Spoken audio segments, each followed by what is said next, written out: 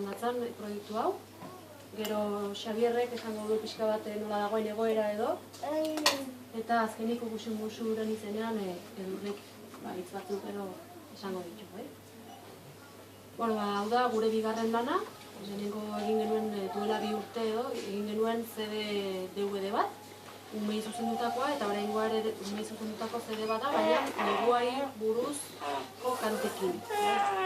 Guztira 17 abesti ditugu, eta batzu dira sortutakoak, bereziki sortuta, eta gero besteak 4-5 kantu dira tradizionalak edo herrikoiak. Esan beharra dut ere, aurreko diskoarekin bezala, lortuko dugun diruaren parte bat izango dela euskara laguntzeko. Iaz edo aurrekoan izan duzen sortzenentzat, eta oraingoa izango da D-ereduko ikastetxeetan, ikastetxe publikoetan eta ikastoletan bertsolaritza landu ahal izateko dirua. Laguntza ikaragarri izan dugu, oraingoan ere. Ez dugu ahaztu behar, proiektu hau dela euskara laguntzeko.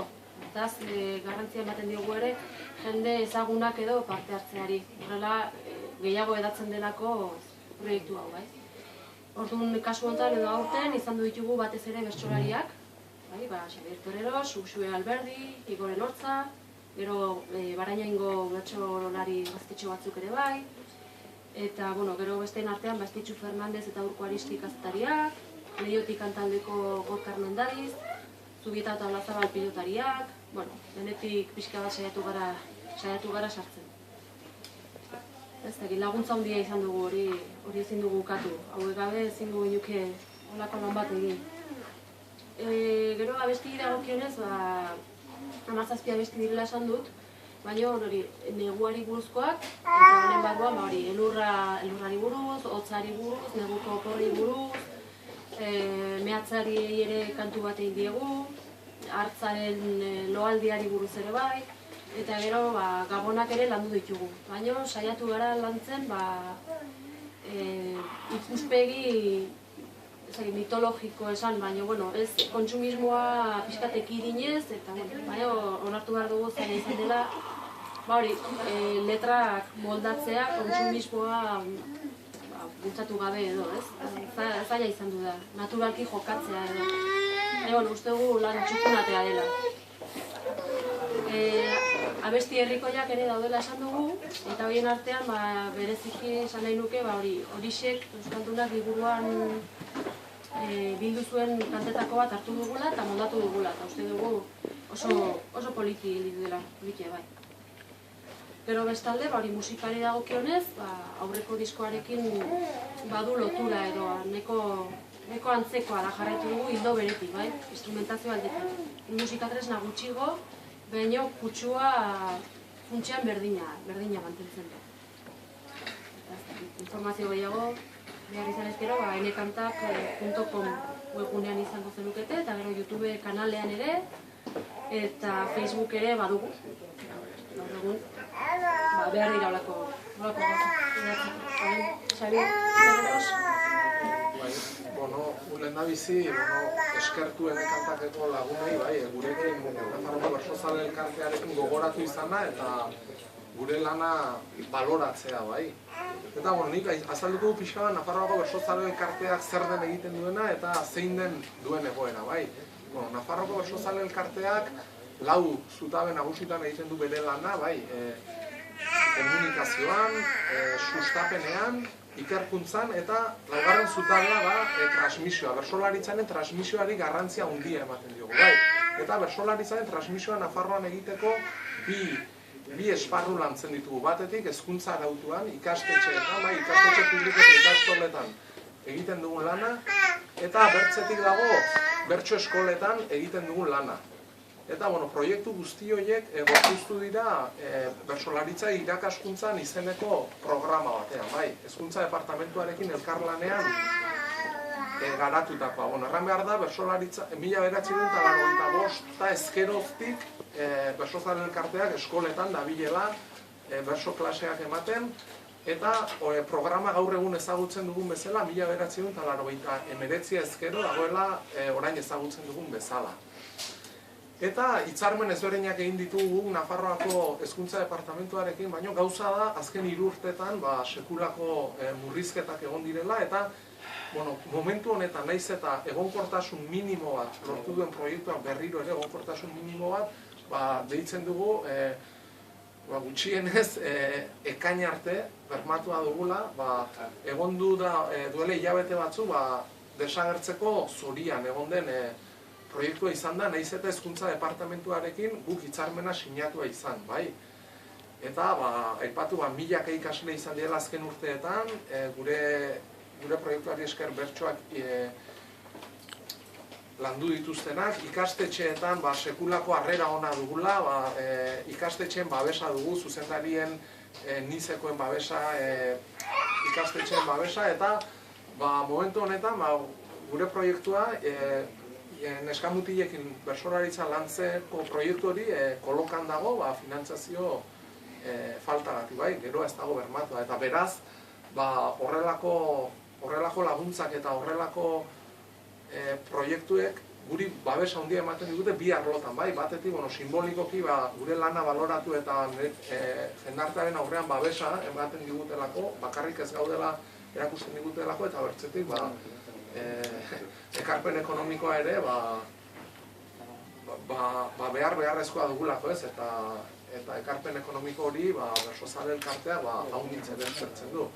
Eta animatu nahiko genituzke, eskerrak ematearekin batera, Nafarroako bertsozale eta euskaltzalea disko hau eskuratu eta etxean edo jotxean goxo-goxo negua umore honean eta giro honean pasatzeko. Horixe, batzerik ez. Bueno, gure aldetikan besterik gabe zoriondu lan hau egin duzuen guzti hori, eta gure aldetikan plazara handia izan dela olako egitasmo batean parte hartzea, lehenik eta behin Iruñekoa garelako, eta euskal kultura oso gurea sentitzen dugulako, eta bestalde horretan pentsatutako egitasmo bat delako. Eta horretaz gain, Xabik esan duen bezala, uste dugu Nafarroko Bertsozaleen elkarteak sekulako lana egiten duela, eta merezi duela bintzat gure aldetikan olako babesa izatea, ez? Gaur egunen dauden pirumuruzketak kontuan izan da, bintzat pixka hau salduta eta jendearen gana iristen baldin bagera, lortzen baldin bada diru bat babesa emateko, eskerroneko. Gure aldetik saiatu gara hoberen dakiguna egiten marrazkiak egitea, eta orain espero dezagun aurrei bereziki gustokoa izatea horrentzat, eta gero jendeak izango ere bai, eta eros dezatera pixka, eta alor dadila dirupio bat.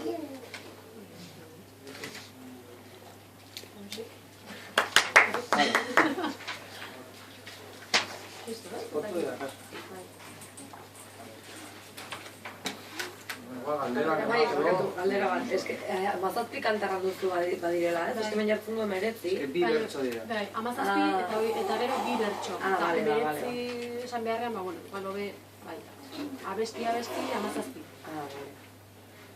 Zara adi, Bai, ez, gaturesi guztorretan, eta gero bertza gauza bat, Xabier, aipatu dituzu murrizketa horiek izan dute eragin zatzak izan dituzte aurreko programa.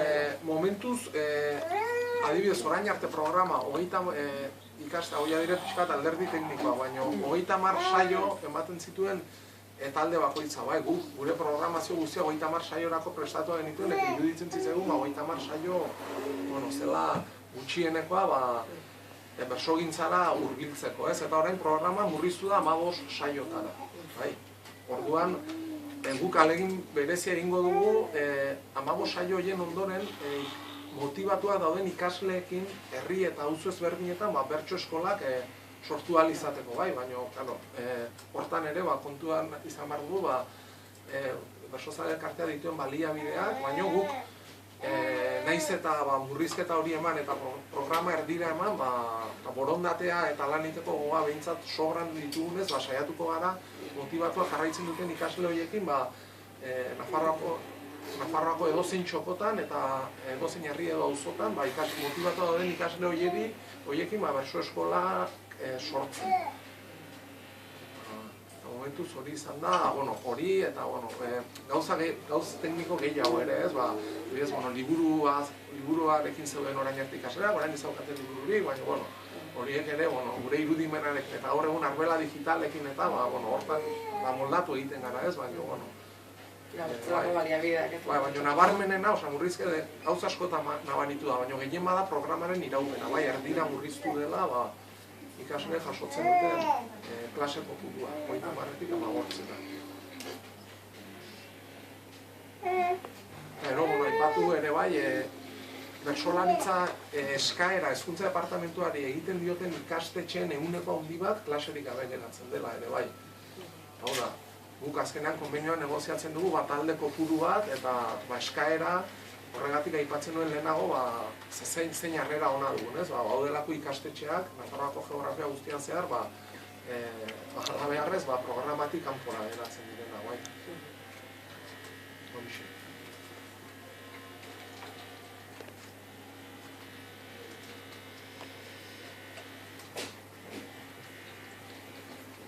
Hemen horritxoa esplikatu dudana, nahi bat zuten horritxoa hartu, hemen dagoenak esplikatu dudana, nahi bat zuten hartu, eta... Argazki batako jarko zutea dira? Bai.